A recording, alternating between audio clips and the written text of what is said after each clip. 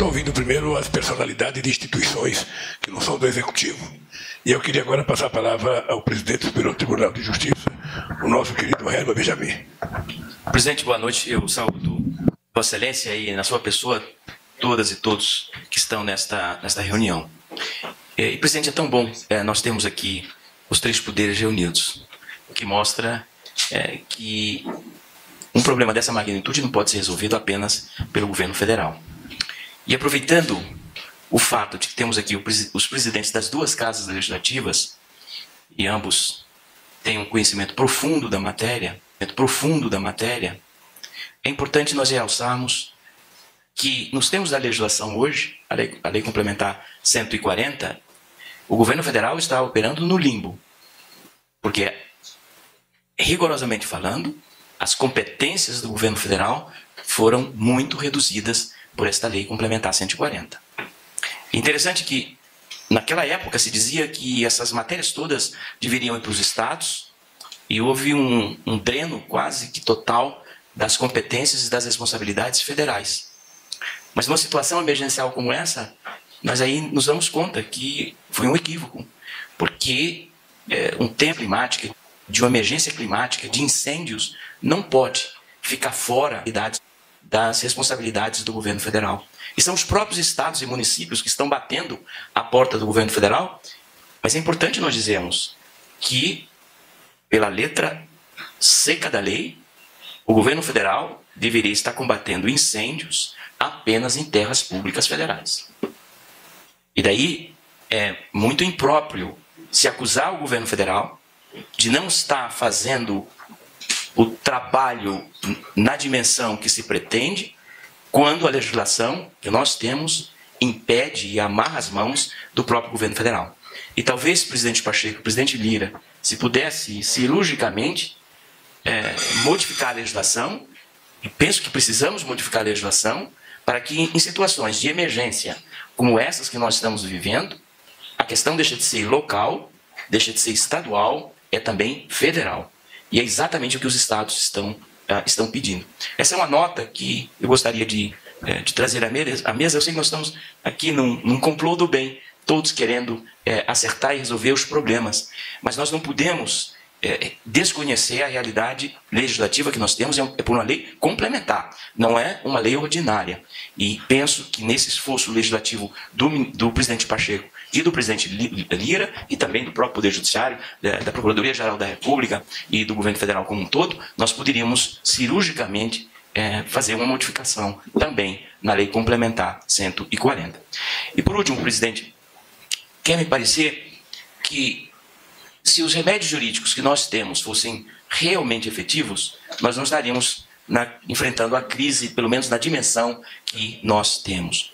E nós sabemos que o crime, muitas vezes, teme muito mais o efeito no bolso do que o efeito de pagar uma fiança de R$30 e ainda pedir a carona no próprio carro do fiscal do IBAMA, que fez, isso é fato real, mas não de agora, que eu presenciei há algum tempo atrás. Pois bem, o Brasil tem um programa de crédito agrícola que é um dos melhores do mundo.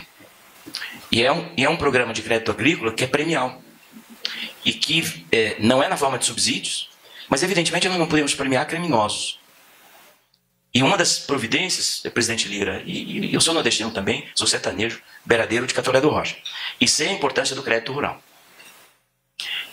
Da mesma forma que existe no sistema bancário privado, porque não prevê que um incendiário, um Nero como esse, terá o vencimento antecipado do seu crédito agrícola.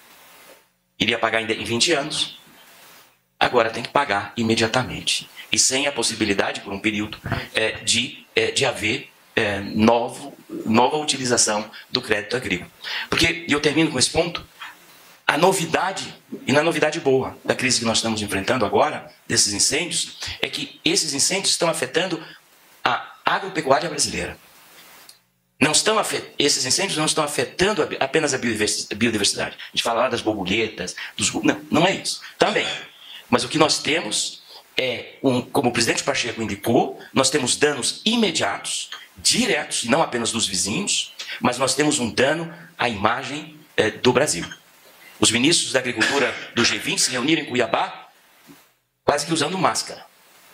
E nós que queríamos, e o ministro Fávaro que queria mostrar o esplendor da agricultura moderna brasileira, foi obrigado a explicar o que estava ocorrendo com aquela fumaça que impedia, inclusive, os passeios que estavam planejados.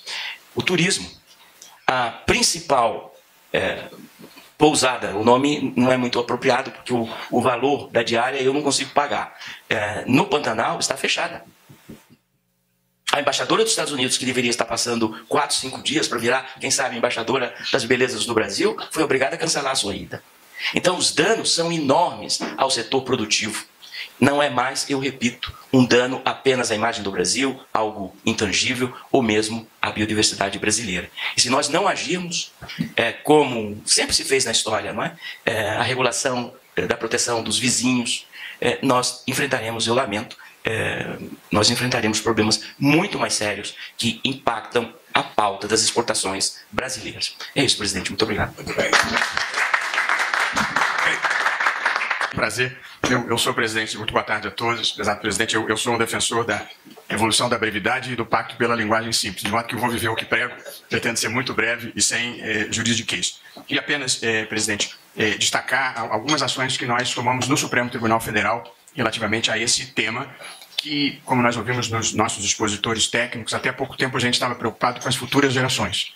Esse tempo já passou. Agora nós estamos preocupados com o que está acontecendo aqui e agora. Já não é mais uma questão de justiça intergeracional. É uma questão dos direitos fundamentais dos que estão vivendo aqui e agora. No Supremo nós temos 2 conjuntos de ações, presidente. Um conjunto que está sob a relatoria do ministro Flávio Dino, que eu sei que tem conversado com o representante do Executivo aqui e ali. O ministro Flávio Dino determinou a suspensão do interregno mínimo que se exigia para a recontratação dos bombeiros e, portanto, isso facilita o aumento da força que está enfrentando as secas dos brigadistas.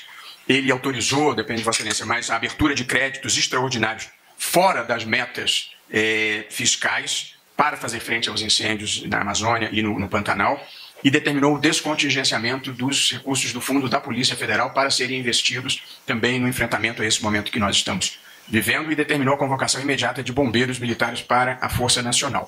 O outro conjunto de ações está com o ministro André Mendonça, era da ministra Carmen Lúcia, passou para o ministro André Mendonça, e ali acaba de ser apresentado pela Advocacia Geral da União, aqui muito bem representada pelo ministro Messias, planos de reestruturação e fortalecimento do IBAMA, da FUNAI e do ICMBio, que haviam sido, como todos sabem, desmontados até pouco tempo atrás. Os planos são preliminares, estão na Casa Civil para quantificar o orçamento e essas outras providências, como falou o professor Paulo Eduardo Ataxo, esse é um ponto muito importante, aparelhar, no bom sentido, as instituições de proteção ambiental, de proteção às comunidades indígenas e o CMBio. No CNJ, presidente, no Conselho Nacional de Justiça, nós aprovamos hoje, na verdade por delegação a mim, que estou redigindo, mas liberando hoje, 2 recomendações. A primeira é no sentido de recomendar a todos os juízes que deem preferência e especial atenção à tramitação de inquéritos e ações envolvendo a punição de infrações ambientais, tanto criminais quanto cíveis, inclusive questões que envolvam medidas cautelares, como buscas e apreensões e prisões preventivas. Eu tenho a delegação já do meu conselho, já fiz, conversei com o procurador-geral Paulo Gonet, que também está de acordo, ele apenas terá que fazer ad referendum do conselho dele, que não estava reunido hoje. Mas com isso nós vamos mobilizar os juízes de todo o país para a gravidade do que está acontecendo. E uma segunda recomendação, presidente, que deu muito certo em relação ao Rio Grande do Sul, eu só não tenho certeza se ainda tem dinheiro lá, é de que as multas pecuniárias e as multas em ações coletivas que estejam depositadas em contas do Judiciário sejam direcionadas às contas da Defesa Civil dos respectivos estados. No caso do Rio Grande do Sul, nós conseguimos transferir 200 milhões de reais para a conta da Defesa Civil. Já pararam de enviar para o Rio Grande do Sul, mas eu tenho a expectativa de que algum valor tenha se acumulado nessas contas e vamos direcionar para essa nova emergência que estamos todos enfrentando. Portanto, temos 2 recomendações, uma para a destinação desses recursos e a outra para todos os juízes do Brasil. Nós trabalhamos junto com a equipe da Presidência da República, da Câmara e do Senado para o decreto que vai instituir o Comitê de Gestão e Execução do Pacto pela Transformação Ecológica, que eu acho que tem potencialidades imensas para o enfrentamento dessa questão igualmente. Nós temos 2 pontos, presidente, que eu gostaria de destacar, um pouco fora do alcance do Judiciário, mais do Legislativo, mas que é relevante mencionar. As pessoas. Nós temos crimes ambientais que são queimadas, desmatamento, extração ilegal de madeira, e mineração ilegal e contrabando associados à mineração ilegal e exploração ilegal de madeiras. Como as penas são muito pequenas, elas acabam não tendo o efeito dissuasório necessário. Portanto, eu acho que nós temos que colocar essa questão na mesa, a gravidade da situação relativamente aos crimes ambientais. E em relação aos incêndios criminosos, eu acho que nós precisamos criar uma vedação para a regularização fundiária de áreas que foram objeto de queimadas, para ter certeza que não foram queimadas para depois conseguir a regularização. Acho que esses são 2 pontos importantes nessa matéria. E caso o Executivo entenda que seja importante aumentar o papel da Polícia Federal, há uma lei específica, um pouco esquecida com frequência, que é a 10.446, que prevê, especialmente, presidente, a possibilidade de utilização da Polícia Federal, eu até estou com a lei aqui, mas estou com muito papel também, a lei que prevê a possibilidade de utilizar a Polícia Federal se os inquéritos ou os delitos forem de natureza interestadual ou internacional. E nós estamos enfrentando um problema que é interestadual e já chegou na Bolívia pelas informações que eu tenho. De modo que nós estamos fazendo no Judiciário o que está ao alcance do Judiciário. Ao contrário do Executivo, o Judiciário não é uma instituição hierárquica, de modo que a gente não manda nos outros juízes, mas temos tido muito boa vontade nas vezes em que fazemos solicitações, de modo que eu vou me dirigir ainda amanhã a todos os presidentes de tribunal, enfatizando a importância desse enfrentamento e espero que nós possamos colaborar de uma maneira decisiva para minimizar os efeitos dessa calamidade que afeta o país inteiro. Muito obrigado. O Barroso tinha comunicado antes de começar a reunião que ele precisaria sair 15 para 7. São exatamente 13 para 7. Está saindo com 2 minutos de atraso, mas eu queria, antes de passar a palavra a outras pessoas do governo, passar a palavra ao Procurador-Geral da República, Paulo Gonet. Eu gostaria de brevemente lembrar que os valores ambientais são essenciais para inspirar prioridades ao Ministério Público e impor ações concretas e estruturais. E nós vivemos um momento singular na nossa história recente de ação harmoniosa e coordenada dos poderes e das instituições que estão irmanadas na compreensão de que há uma necessidade de interação para enfrentar esses desafios impostos ao modo de viver que os cidadãos brasileiros desejam para si. Isso tem motivado um interrelacionamento das relações das instituições do Judiciário, do Executivo e do Ministério Público. A gente pode dar alguns exemplos disso. O presidente Barroso mencionou essa recomendação conjunta do Conselho Nacional do Ministério Público com o Conselho Nacional de Justiça para chamar à prioridade as ações dos nossos integrantes do Judiciário e do Ministério Público para esse ponto importantíssimo, que é o combate das ações criminosas contra o meio ambiente, especialmente nesse aspecto da produção de incêndios pelo Brasil. Nós temos ainda, senhores, um protocolo de ação cooperativa e conjunta com a Advocacia Geral da União, com o nosso querido advogado-geral da União, o meu amigo Messias, com quem nós estamos em permanente diálogo, sempre em busca das melhores soluções para os problemas de cada instante.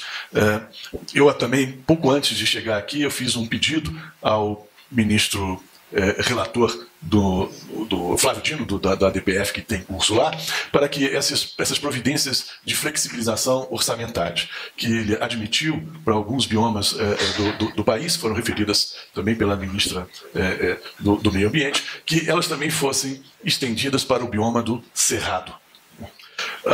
Nós temos também acompanhado pela Procuradoria-Geral da República, temos imposto um mecanismo de acompanhamento e pela Procuradoria-Geral da República e pela Câmara Especializada de lá, das melhores estratégias, tanto para a atuação civil quanto para a atuação criminal, para atuar e debelar esses movimentos de criminalidade de ordem incendiária.